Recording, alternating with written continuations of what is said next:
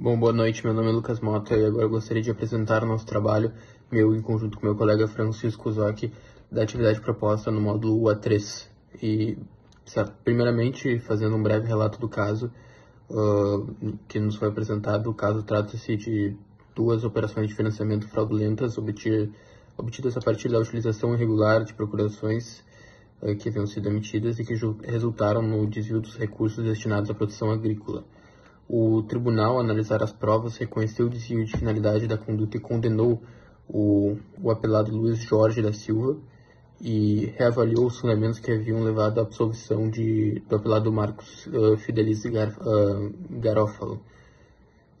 Além disso, o acórdão destacou também a necessidade de que a resposta penal fosse proporcional ao real risco e prejuízo causado ao sistema financeiro nacional, abrindo margem para a desclassificação do delito para figuras menos gravosas quanto à ofensa ao bem jurídico, se não fossem efetivamente comprovadas.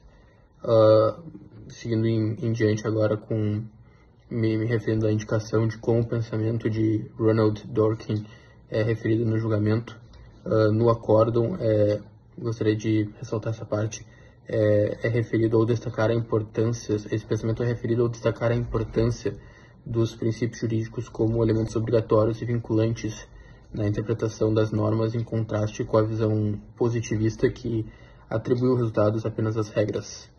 Bom, segundo Dworkin, conforme sua obra Levando os Direitos a Sério, os princípios funcionam como critérios de fechamento do ordenamento, de modo que legisladores e juízes devem levá-los a sério ao decidir os casos, pois eles incorporam valores constitucionais e morais essenciais. Então, assim, o julgamento ele enfatiza a interpretação que não pode se restringir, que a aplicação não pode se restringir a uma aplicação mecanista de normas formais, mas deve reconhecer a dimensão ética e integrativa dos princípios para alcançar uma resposta penal que reflita de forma real os interesses e a justiça constitucional. Professor, tudo bem? Boa noite, meu nome é Francisco, eu vou estar falando um pouco da relação de tudo que foi tratado, né, na unidade avaliativa número 3 e desse julgamento que está sendo analisado nesse momento.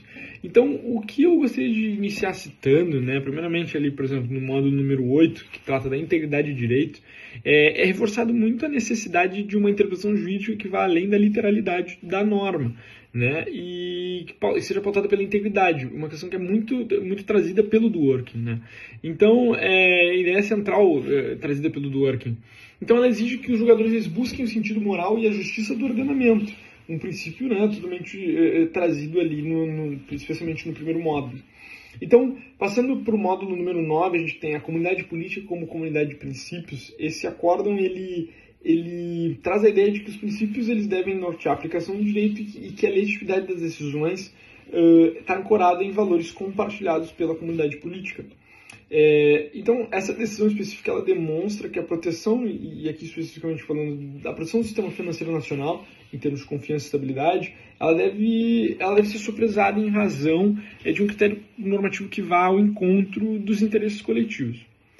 Então, nós temos essa questão, e ali, agora trazendo especificamente sobre o módulo 10, ali, a justiça segundo John Rawls, o que a gente pode trazer aqui o julgamento na discussão agora da proporcionalidade, né, das sanções e da necessidade de fundamentar adequadamente a resposta penal de forma equilibrada, é totalmente refletido na perspectiva do que foi tratado no módulo número 10. Né? Então, a justiça ela deve ser um fruto de um acordo racional que, hipoteticamente falando, os envolvidos eles se colocam sobre um véu de ignorância para definir quais são as medidas justas. Então, essa abordagem ela ajuda a evitar a desproporcionalidade nas decisões. Essencialmente é isso. E aí a gente pode falar do módulo número 11, voltando àquela questão da influência, né, do pensamento do Dworkin na ênfase dos princípios, por exemplo, da responsabilidade de escolha, que são indispensáveis para a construção normativa. Né? Então, essa visão crítica, essa visão ela acaba por criticar o positivismo puro.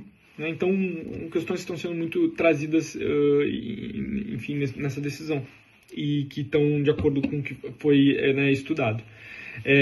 Por último, então, falando numa apreciação crítica, o uso do pensamento do Durkheim ele fortalece a proteção dos direitos fundamentais e o equilíbrio entre interesses individuais e coletivos. Há, de fato, desafios interpretativos com risco de subjetividade excessiva, que é um grande tema no direito hoje, né, das decisões, etc., o que poderia comprometer a previsibilidade e objetividade das decisões jurídicas. Mas, embora, enfim, enriquecedora, essa abordagem ela exige, de fato, muita cautela para evitar interpretações que sejam, de certa forma, excessivamente abertas e assim, abertas para interpretação, enfim.